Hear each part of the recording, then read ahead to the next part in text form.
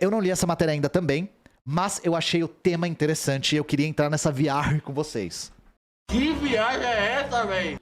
Revolta, Esperança e Delírio. Um dia no acampamento bolsonarista em Brasília. Isso aqui é tipo trabalho de campo no acampamento bolsonarista em Brasília, sabe? Então o cara foi fazer trabalho de antropologia lá. Alisson Matos na Carta Capital. Carta Capital esteve no ato antidemocrático, acompanhou a rotina das crianças, jovens e adultos idosos insatisfeitos com o resultado das eleições. Ó o patriota aqui, ó. Então vamos lá, vamos entrar nessa viagem? No Globo Repórter. Vamos lá. A decisão do ministro Xandão, do Supremo Tribunal Federal e presidente do Tribunal Superior Eleitoral, de bloquear as contas bancárias de 43 empresas e empresários suspeitos de financiar os atos antidemocráticos pelo país, ainda não impactou a manifestação de apoiadores do presidente Jair Bolsonaro em frente ao QG do Exército em Brasília. Desde a confirmação da vitória de Lula no PT, do PT no segundo turno, uma horda de insatisfeitos se dirigem à capital federal em protesto contra o petista, as cortes superiores e seus integrantes. O local escolhido para a concentração conta com uma robusta estrutura capaz de acomodar milhares de pessoas por um longo período de tempo. A decisão de Moraes, divulgada na quinta-feira 17, busca desarticular a possibilidade de uma escalada nos atos até a posse do presidente eleito. No despacho, o magistrado diz que o bloqueio imediato das contas é necessário, adequado e urgente. Tá, a gente já leu isso aqui, eu queria ver outra coisa. Aqui, ó, daqui pra frente. A Carta Capital esteve no acampamento nesse sábado 19, acompanhando a rotina de crianças, jovens e adultos e idosos, vestidos de verde e amarelo dos pés à cabeça, misturam revolta, esperança e delírios em uma espécie de cidadela alheia ao mundo real. O contato com o mundo exterior se dá basicamente por Zap Zap e Telegram, por onde as informações chegam e são disseminadas. Dada a necessidade dos manifestantes de estarem conectados o tempo inteiro, há no local espaços destinados exclusivamente à recarga de celulares. Há uma preocupação constante com infiltrados, além de grande esforço para que nada saia da narrativa desejada e possa servir de munição para críticas e ataques dos comunistas. Assim que chegou ao acampamento, a reportagem avistou uma correria por conta de um princípio de incêndio logo controlado. Alguns bolsonaristas sacaram celulares para filmar, mas outros impediram as gravações. A justificativa era de que as imagens não poderiam vazar, pois os adversários poderiam usá-las.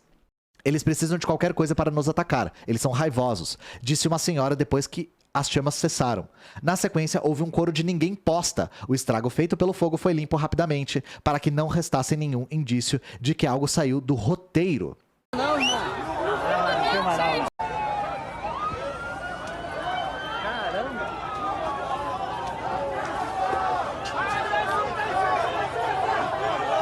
Filma não, irmão.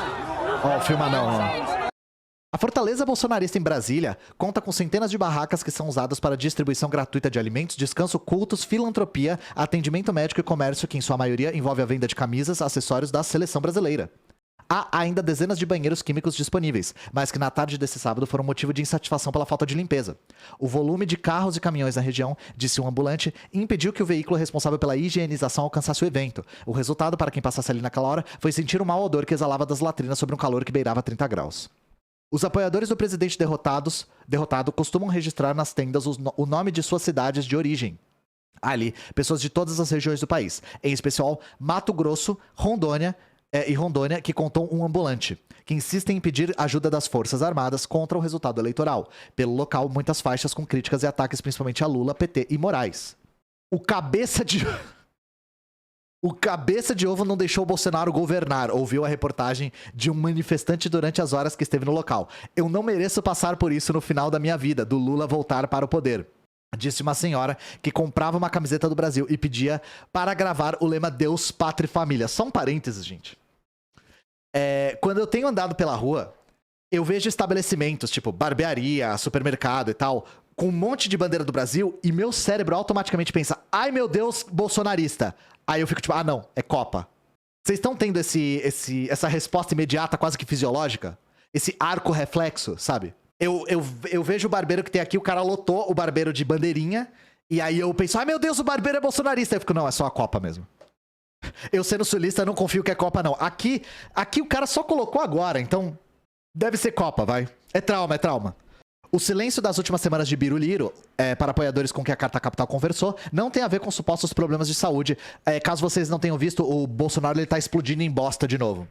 E eu tô aqui, ó. Fica registrado. O Bolsonaro vai morrer implodindo em merda e isso vai ser a morte mais adequada pro que ele fez com o país. Tipo, vai ser uma coisa que é simbólica. Eu não sei quando, mas vai chegar.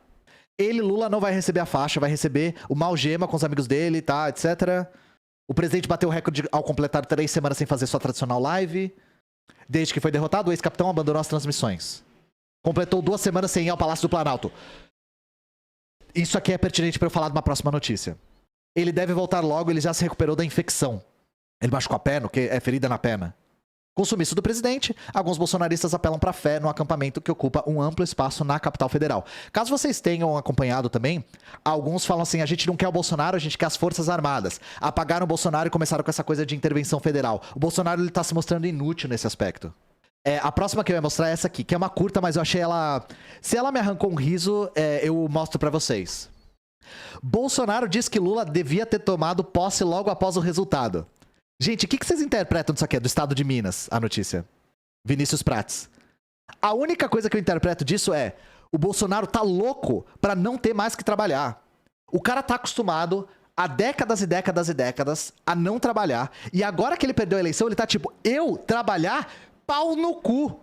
Nem fudendo que eu vou trabalhar. Você acha que eu vou trabalhar pra quê? Nem presidente eu vou ser mais.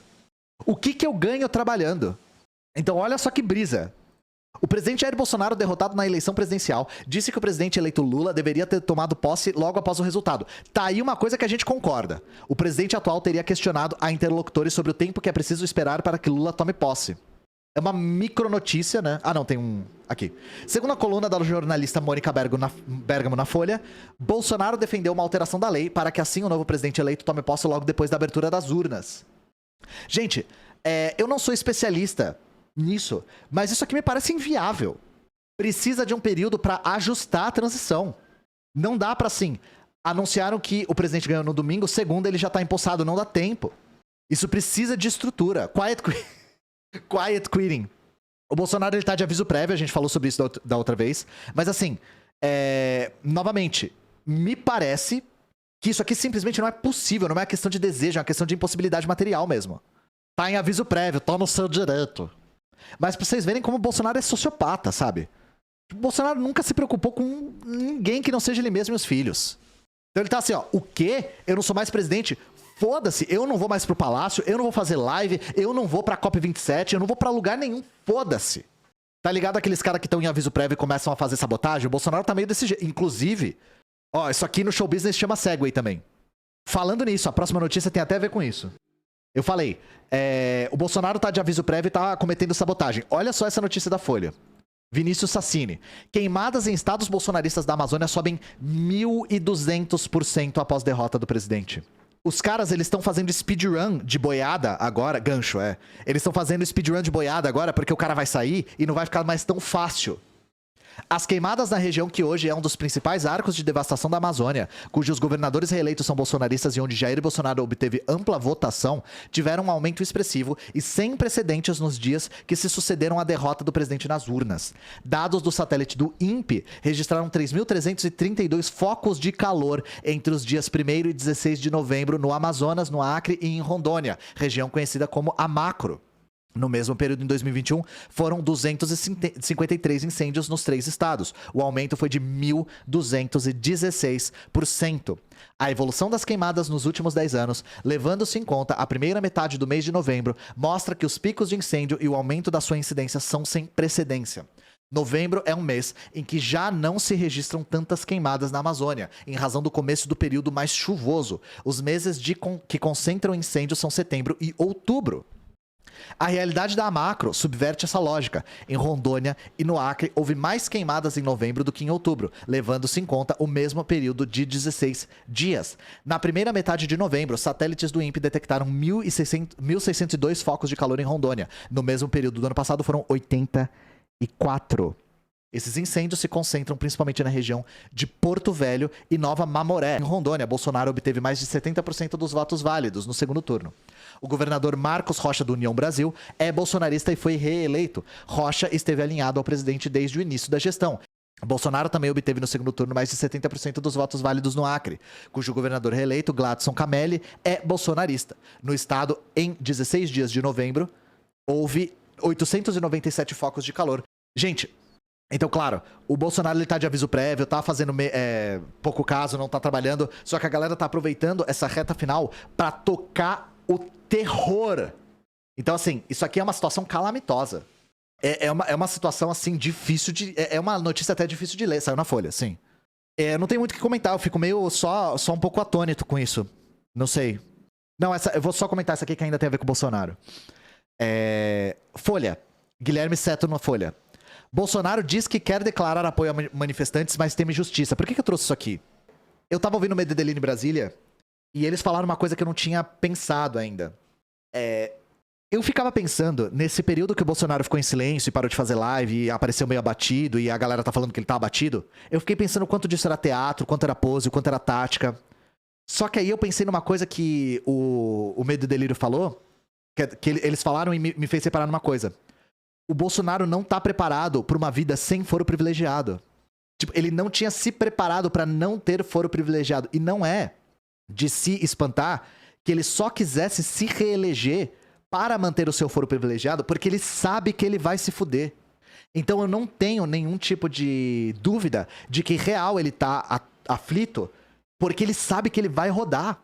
O cara vai ficar um tempão sem foro privilegiado, ele vai se fuder. Justiça comum, exato. Vou começar a assistir Medo e Delírio de tanto que eu ia falar. É um podcast. Eu ouço muito, eu já falei aqui. Eu ouço muito, não é comunista, tá? Eles não são comunistas, mas tem uma frequência alta. Eles atualizam a respeito de Brasil, eles são muito bem-humorados e eles são muito qualificados, não dá pra negar. Então eu escuto porque eu gosto. Num Brasil que a gente tá, ficar só com uma transmissão fria de notícias, falar, hoje aconteceu isso, hoje aconteceu aquilo, vamos fazer análise, é cansativo. Então, no Medo e Delírio, a gente entra na bad trip escrota, sabe? Eles metem pau, eles fazem piada, é um negócio um pouco descontraído e faz ficar menos cansativo a gente conseguir se informar a respeito do Brasil. Isso é uma das coisas que me faz continuar ouvindo. O bom humor. Porque você só ouvir a coisa de maneira fria e de terno e gravata ia acabar tolhendo a nossa sanidade, sabe? Mas vamos lá. Jair Bolsonaro tem dito a interlocutores que o visitam no Palácio da Alvorada que estuda uma formulação para conseguir declarar apoio aos manifestantes que estão nas ruas desde sua derrota para Lula na disputa presidencial, período ao longo do qual o presidente tem se mantido em silêncio. No entanto, ele não tem tido sucesso em superar o temor de que algum incidente violento aconteça nos protestos golpistas e isso possa ser usado contra ele na justiça, especialmente pelo Supremo Tribunal Federal. Gente, se o Bolsonaro mantivesse o foro privilegiado, ele já estava apoiando. A questão é, ele tá reticente, porque se ele apoiar e der merda, ele vai ser julgado na justiça comum. Me perdi aqui, peraí. Ele teme ser enquadrado como incentivador de eventuais ações ilegais. Bolsonaro tem dito a esses visitantes que os atos têm pessoas comuns que não seriam favoráveis a ações como uma intervenção militar, mas também fanáticos com o potencial de criar episódios violentos. É o que tá meio acontecendo, na real. É só isso, a matéria era bem pequena. Mas eu só queria usar essa notícia como fio condutor pra falar isso, de que eu acho que quando falam que o Bolsonaro tá um pouco atônito, né, é medo. Medo de perder o foro privilegiado, que assim, é uma coisa que vai acontecer, e o tanto de rabo preso que ele tem, que ele sabe que ele tem.